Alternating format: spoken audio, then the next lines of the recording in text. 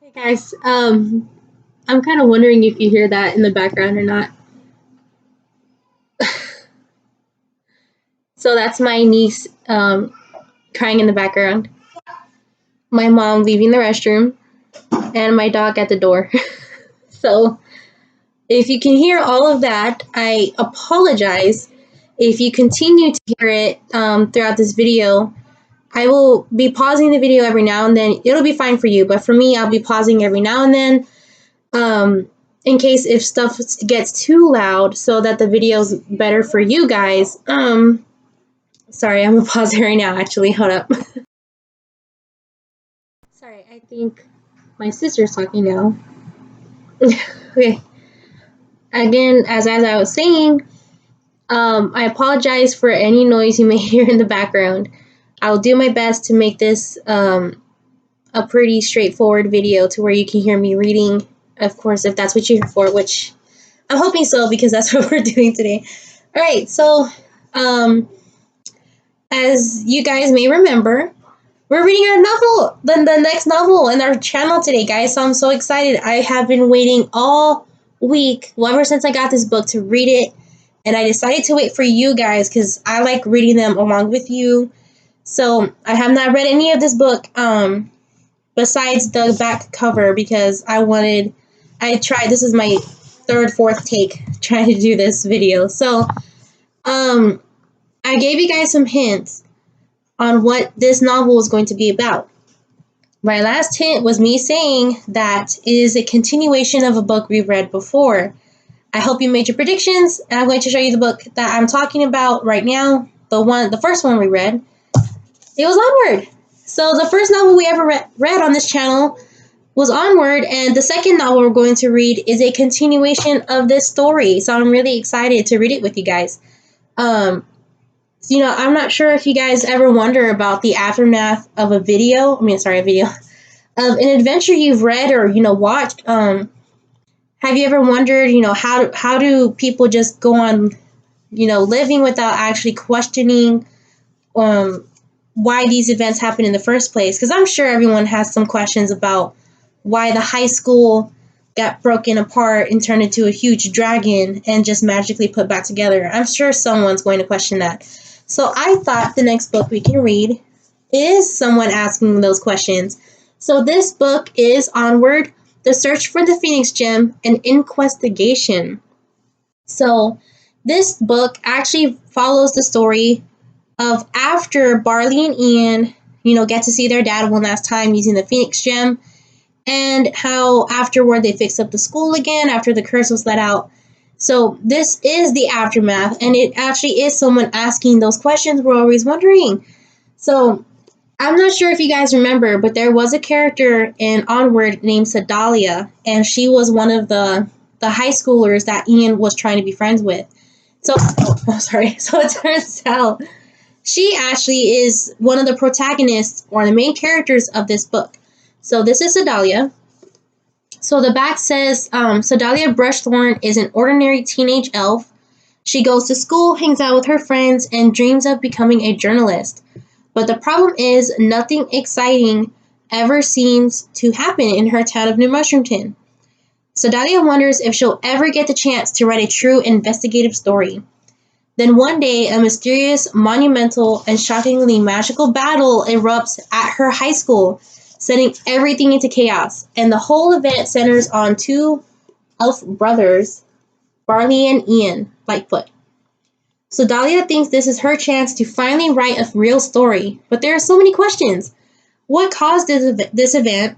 How are Ian and Barley involved? And why were they searching for a magical object known as the Phoenix Gem? It's up to Sedalia to set out on her own investigation, to follow the Lightfoot brothers' epic quest and discover the truth about the events that transformed her town and her entire world. So she is one of those people that's asking those questions. I'm so excited to see what it's like to see a different point of view in an adventure book like that. So hopefully she's going to give us that. I can see we're about to hit 5 minutes, so why don't we just get started? Just as we used to do, guys, I will be reading 2 chapters for each video. It may turn into 3 sometimes, depending on how many pages there are. But I thought for our first, novel video again, it's going to be 2 chapters, and we can see if we up the chapters later. But this is chapter 1. So sadly, guys, this book has no pictures at all, none.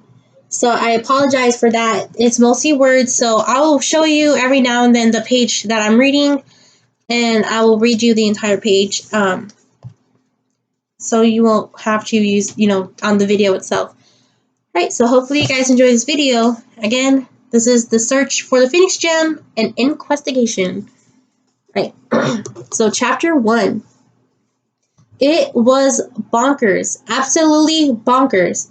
Those were the only words Sedalia could think of to describe what had happened that day at New Musherton High School.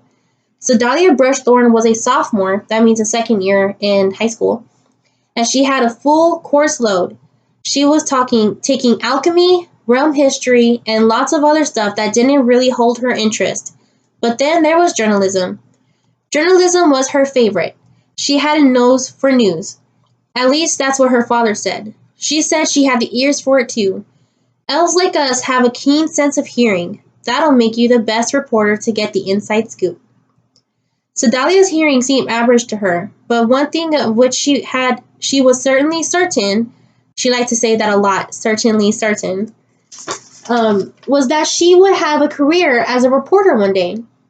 Even when she had been no bigger than a gnome, she had always asked who, what, when, where, why, and not necessarily in that order. In fact, she already was a reporter, and she considered herself to be pretty darn good one too. In addition to honing her writing skills in her journalism class, Sedalia was a reporter for the school newspaper, the Fortnightly Dragon. It was considered to be bi-weekly, which implied that the newspaper came out once every 2 weeks. But for reasons she didn't really understand, the paper came out 3 times a week.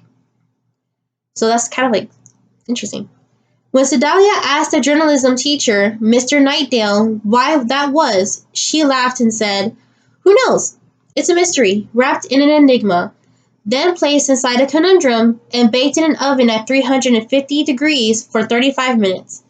We're certainly hot off the press here at the Fortnightly Dragon." Sedalia had no idea what any of that meant, but she wasn't complaining. More newspaper issues meant more writing opportunities. No one in her journalism class had volunteered more often or pitched more ideas than Sedalia. She was constantly looking for a story that would be her big break, one that would prove to everyone that she had what it took to be an honest-to-goodness newspaper reporter. But most of the stuff that happened at school fell into one of 2 categories: boring or really, really boring. Sedalia didn't want to waste her time writing stories about the latest happenings of the Friends of the Unicorn Club. Boring, plus everyone knew unicorns were the most disgusting things in the realm. Or interviewing the guy who fixed the drinking fountains. Really, really boring. It didn't help that not many exciting things went on in the quiet suburbs of New Mushroomton. But someone had to cover those things, to be sure, and it was usually her. She just wanted that one big story, the one that would change her life forever. So those are the pages we just read, if you want to see them. So, interesting. Then one day, she got exactly what she wanted, and her life was never the same. It had started out as an ordinary weekend evening. Sedalia and her friends were hanging out, walking near the high school right before sunset. There was some commotion in the form of police activity near the old town fountain, which wasn't entirely unusual. But what next came was extremely unusual. I'm wondering if you guys know what's going to happen. Because I think I do. Where everything had been normal, suddenly a swirl of red, smoky mist appeared in the air just above the ground. It flowed like ink through water, snaking around their feet and legs, heading right for the school. The mist began to gather, creating a sphere. Then tendrils formed, extending from the sphere almost like tentacles. The tentacles writhed and burst through the windows, doors, and even the walls of the school. Sedalia's friends' immediate reactions were to run and hide, but Sedalia was different. She started to race forward, heading right for the school. She would have kept going too if one of her friends hadn't pulled her back. "What are you doing?" Althea screamed. "You'll be killed, or worse." What would be worse than being killed? Sedalia wasn't sure what was worse than being killed, but she didn't need her reporter's instincts to tell her that something huge was happening, and she had a front row seat. Althea yanked Sedalia behind a row of shrubs. While her friends ducked and kept their heads down, Sedalia peered through some branches to watch the action. That's when she saw the smoky tendrils grabbing bits and pieces of the school and surrounding area. Everything from walls to desks to lockers to cars. The smoke seemed to be forming a kind of structure, which Sedalia thought looked almost like a skeleton. The debris gathered all around the skeleton, and the school roared to literal life as a massive dragon.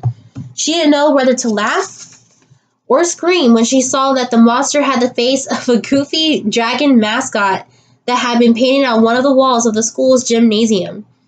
She had no idea how it was happening or why it was happening. Nevertheless, it was unfolding right before her. "Barley, run!" She heard the voice and recognized it as belonging to a kid from her class, Ian Lightfoot. He'd always seemed nice enough, but she didn't really know him all that well. In fact, her only interactions with him had been kind of strange. One time, she and her friends had been kicking a soccer ball around after school when it went flying toward Ian. Sedalia asked him to toss it back, but instead of doing that, he gently, and gently was an overstatement, rolled the ball toward her. It didn't even complete half the distance between them. Then he ran away.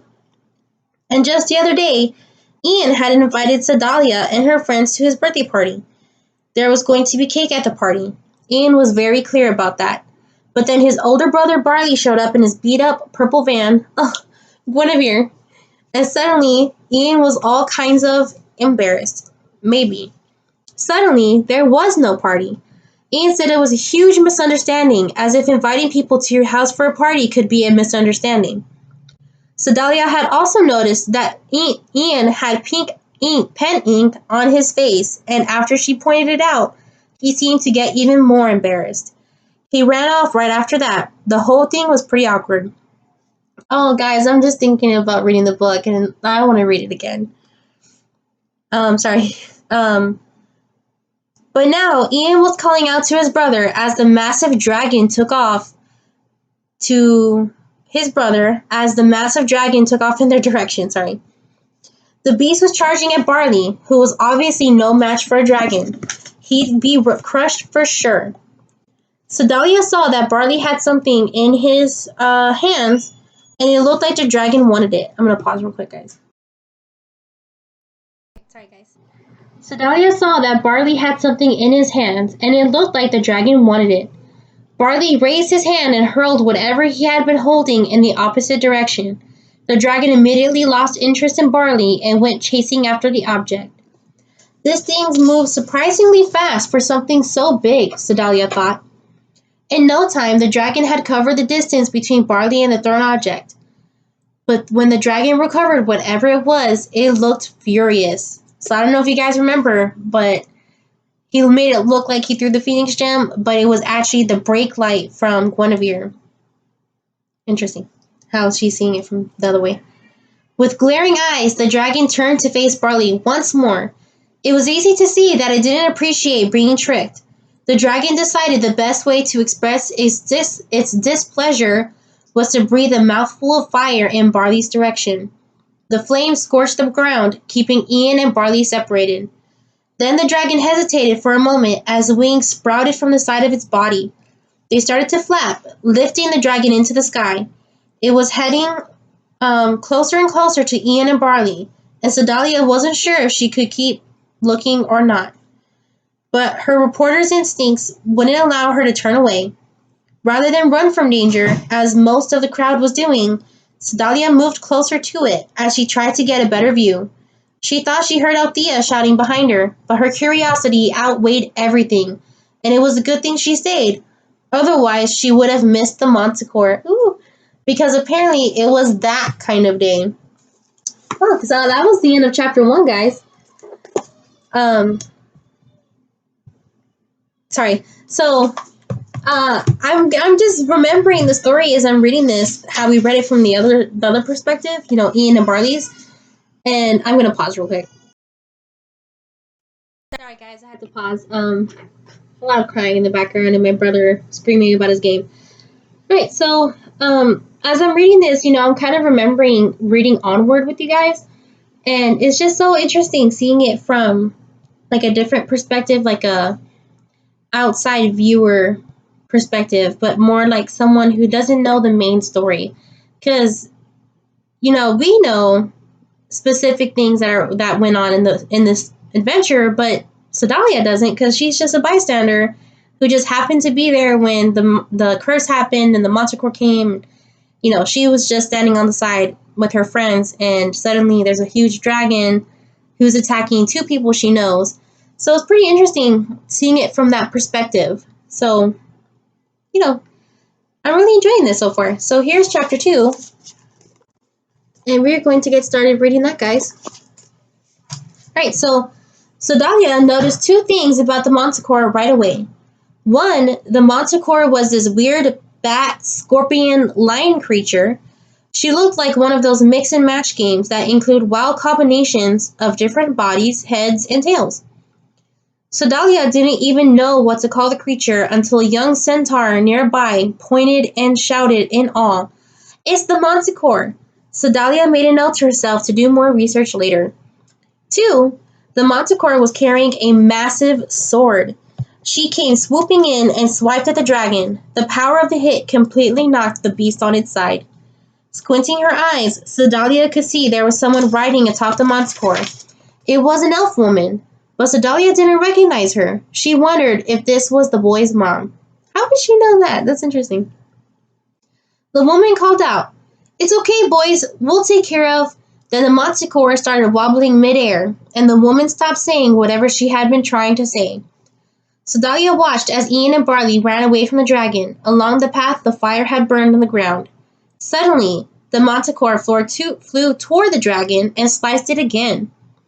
There was something inside the beast that Sedalia could see now, but she couldn't quite make out what it was.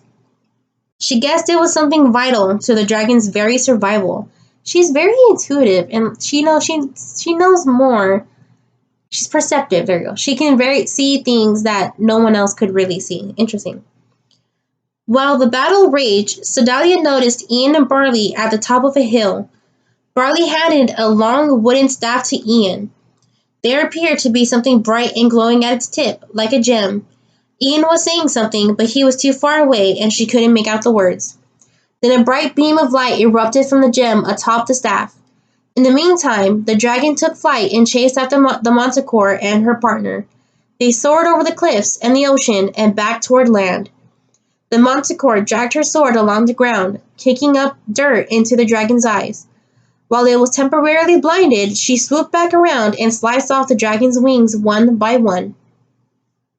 Sedalia thought the Manticore would actually vanquish the beast until it reared up and swatted the Manticore right out of the sky. Both Manticore and rider plummeted toward the ground, landing hard. The Manticore tried to move, but it looked like as though she was in pain. She couldn't hold the sword anymore, so the woman who had been riding the Manticore picked it up. Sedalia ran closer and watched the woman scamper up the dragon's tail, sword in hand. She had no signs of slowing, nor would she let anything stop her. She charged right toward a glowing red light deep inside the creature. The dragon seemed not to care about the woman in that moment. However, its focus was once again on Ian and Barley. It reared up, ready to strike. Then the woman cried out, this time with more conviction than Sedalia had ever heard from anyone before, "I am a mighty warrior." She stabbed the dragon, but only part of the sword made it past the monster's thick exterior. It froze. "Hurry! I can't hold this for long," the woman shouted. She stayed on the dragon's back, holding the sword with both hands. It was still stuck into the dragon, and she refused to let go. In the distance, Sedalia could see that the gem from Ian's staff had started to spin, raising itself from the top of the staff. It glowed as the staff began shaking. Sedalia had no idea what this was, but saying the word out loud seemed silly. Could it be magic? Ooh. But Sedalia couldn't keep watching Ian and Barley. The dragon had somehow pushed the sword out from its rocky hide. The dragon squirmed and bucked the woman off its back, and the sword flew into a pile of lockers that had been pulled from the high school. "Boys, it's coming back!" the woman shouted. The dragon seemed to be gathering its strength, ready to go on the attack once more. Ian had left his brother on the hill and was now standing in mid-air. He called out, "Boom!" something or other, and fireworks exploded from the staff he held in his hands. The dragon was temporarily blinded. It rolled around its tail around, but Ian called out something else. This time Sedalia heard it. Aloft Elevar. And the dragon's tail stopped before it would strike him. While Ian dealt with the dragon, Sedalia saw that the woman was trying to reach the sword in the pile of debris. The dragon was furious now. It curled its tail, whipping it around, and managed to dislodge the staff from Ian's hands, flinging it into the ocean. The invisible bridge upon which Ian had apparently been standing disappeared, and he fell to the ground. Sedalia swore she heard a crack when Ian's ankle hit. Wow, she does have good hearing. She can hear from that far. It seems like she would be pretty far from it. You know, you don't want to be right next to that. The dragon returned its attention to Barley. When Sedalia looked back at Ian, she was surprised to see he was holding yet another staff in his hands. She wondered how he had pulled that off, realizing that everything she had believed in was being turned upside down right in front of her. Then she heard Ian shout, "Voltar Thundersword," or was it Thundershirt? She had no idea what language he was speaking, but it was clearly an incantation of some sort. A blinding flash of white lightning zigzagged from Ian's staff, blasting the dragon.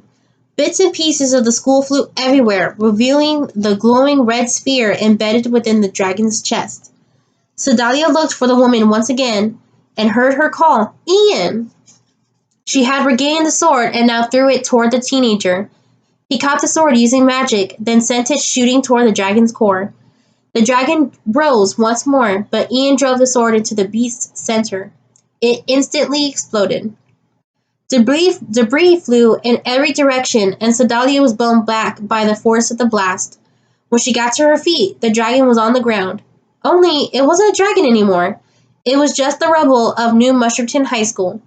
Sedalia was still lost in the incredible moment when she felt someone grab her arm. "Sal, I've been talking to you for like the last 5 minutes, Althea said. "I think it's safe to get out of here now." "Of course it's safe," Sedalia exclaimed. "The dragon's gone." "You don't know that," Althea replied. "Who knows what other monster might pop up." When they were farther away, Sedalia turned and saw smoke and dust rising in the distance. She wondered if Barley and Ian were okay. In the chaos, she hadn't seen what happened to them or the Manticore and the elf woman, but all seemed quiet now. "How did this happen?" she said to herself. "Why did this happen?" She didn't know, but she was going to find out. Okay, I'm going to cover this, but that was the last page for chapter 2.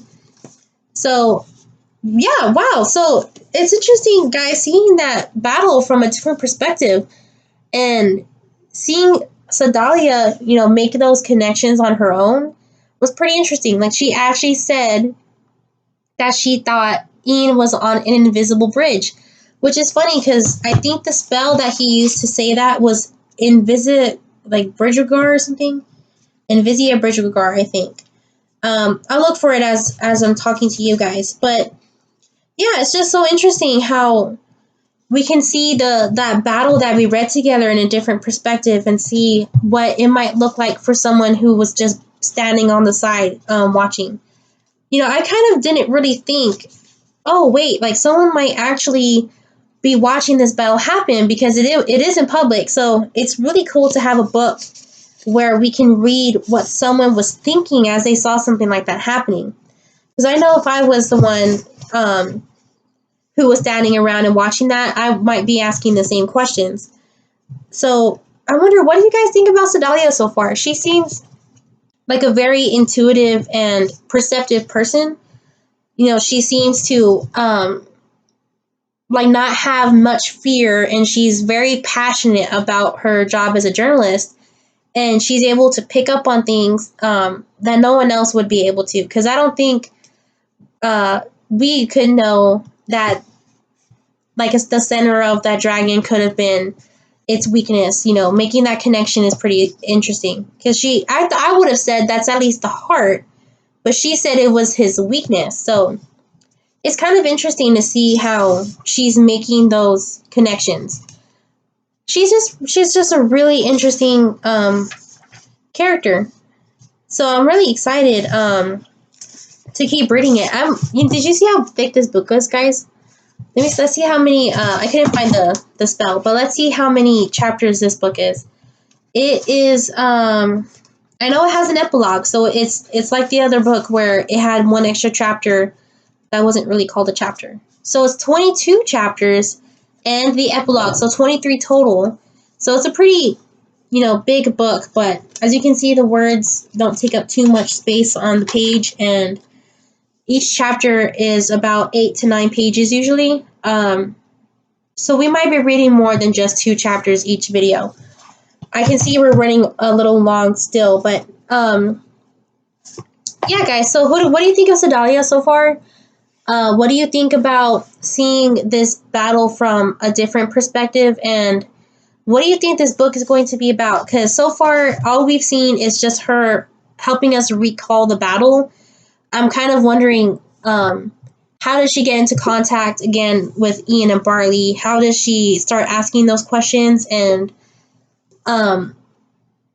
besides having that interview, what else is really going to happen? Because, you think it would just be her asking questions, but it seems like there's going to be more. So I can't wait to read the rest of this with you guys. It's really, really, really exciting.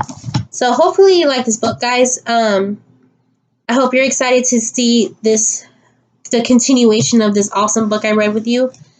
And I hope you had a great Mother's Day yesterday. I forgot to say that in the beginning. Yesterday was Mother's Day, so happy Mother's Day to everyone who is a mother out there. And if you know a mother, just give them some love if you can. You can also do it with your grandparents. That's what I did with my grandmother. I told her Happy Mother's Day, and everyone else I know that's a mom. And you can do the same thing. So, I will be back with you guys on Wednesday and, of course, Friday. My videos are still going to be Monday, Wednesday, and Friday. I will be reading this novel strictly from now on until we are done with it, and then we'll move on to different books. So, yeah, guys, hopefully you'll enjoy this with me. I hope you enjoy these videos also. Let me know if you do. Sadly, I still can't put you guys to have comments, but you can like the videos. That lets me know that the videos are doing okay and that there's something you guys do want. Sorry if this is running long. I'll just wrap it up here. So you guys just take care. I will see you on Wednesday, and we'll be reading this book again. So take care of yourselves. Have a good time, and I will see you next time. Bye, guys.